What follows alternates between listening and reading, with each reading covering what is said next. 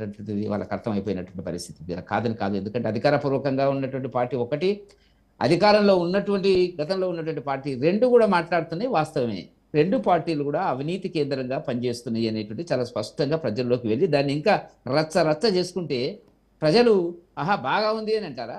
అవును సార్ మీరు చేయలేదు మీరు చేయలేదు అని ప్రజలు రేపు ఓటేస్తారా వీళ్ళకి? వీళ్ళకి ఏమర్థమవుతుందో నాకు అర్థమైతలేదు. కాబట్టి ఇవాళ మీరు ఈ ఈ ప్రచారం చేసుకున్న తర్వాత అందుకే మా బండి సంజయ్ గారు అన్నారు, మీరు ఇదంతా ఎందుకు, మేమైతే తెలంగాణలో అధికారం లేదు, మేము అవినీతి చేసేటువంటి ప్రశ్న రాదు భారతీయ జనతా పార్టీకి, మీరు రండి, మీకు మీరు మీరు ఆరోపణలు చేసుకుంటారు, మీ ఆరోపణలు ఇది, వాళ్ళు ఇంత తిన్నారు అంటే ఈ మంత్రి ఇంత తిన్నారు, ఆ మాజీ మంత్రి ఇంత తిన్నారు అంటే వీళ్ళు సంపాదించారు చెప్తారు. చెప్పిన తర్వాత మిస్ అయితే మేము చెప్తాం, మేము కూడా యాడ్ చేస్తాం.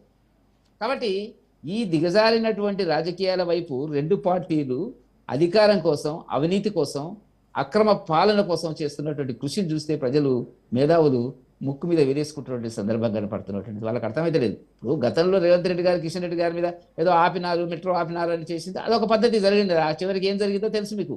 ఆఖరికి ఎవరు రోడ్డు మీదకి వచ్చినాడు, ఎవరు దాంట్లో అబద్ధాలు చెప్పినాడు అనేటువంటి రేవంత్ రెడ్డి గారు అంటే చాలా స్పష్టంగా కనపడేటువంటి. ఇది ఇట్లా కాదు కదా. ఇప్పుడు జూపల్లి కృష్ణారావు గారు నేను తెలంగాణ భవన్కి వెళ్తా అన్నాడు, వెళ్లాల్సింది కదా మరి. ఇవాళ వచ్చినటువంటి ఒకటి రెండు పత్రికల్లో వచ్చినటువంటిది గౌరవ ముఖ్యమంత్రి గారు రేవంత్ రెడ్డి గారు అసహనం ప్రకటించినాడు కాంగ్రెస్ మంత్రుల మీద, అవును స్పష్టంగా కనపడుతున్నటువంటిది. మరి వెళ్లాల్సింది, వెళ్తే మీకు పోలీస్ ప్రొటెక్షన్ కదా వెళ్లాల్సింది. మరి వాళ్ళైనా రావాలి కదా. వాళ్ళు రావాలనుకున్నప్పుడు బీఆర్ఎస్ నాయకులు రావాలనుకుంటున్నప్పుడు పోలీస్ ప్రొటెక్షన్ ఇవ్వాలి వీళ్ళు.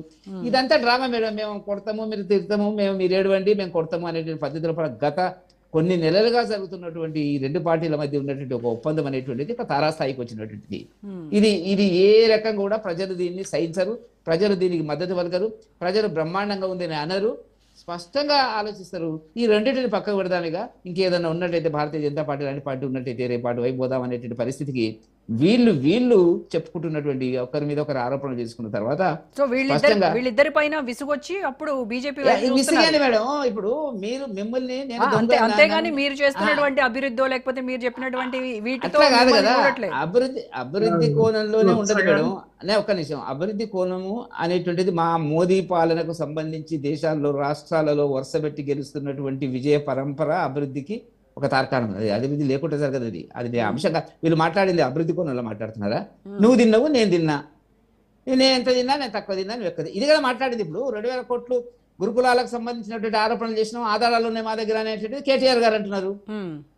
అప్పులు మీరు 8 అప్పులు చేయలేదా? వాళ్ళు 8 గౌరవ డిప్యూటీ ఫైనాన్స్ మినిస్టరు మాట్లాడుతున్నది 8,21,000 కోట్లని వాళ్ళు మాట్లాడినాడు ప్రస్తుతం.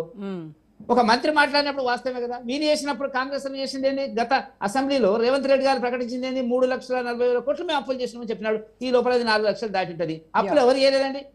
మీ అప్పులు ఎవరు తెలుసారా? రేపు మీరు ఓడిపోతే, కాంగ్రెస్ ఓడిపోతే ఎవరు తెలుసారా? కాబట్టి అప్పుల కోణం లోపల ఏం జరుగుతుంది అనేటువంటి దాని కింద అది FRBM అప్పుల, కార్పొరేషన్ అప్పుల, కాళేశ్వరం కార్పొరేషన్ అప్పుల, లేకపోతే సీతారామ ప్రాజెక్టుకు సంబంధించినటువంటిదా, ఇవన్నీ రకరకాల పద్ధతుల లోపల అప్పులు తెచ్చేటువంటి పద్ధతి మనం చూస్తున్నాం. పాలమూరు ఎన్ని ఉన్నాయండి, ఎన్ని కార్పొరేషన్లు ఉన్నాయండి?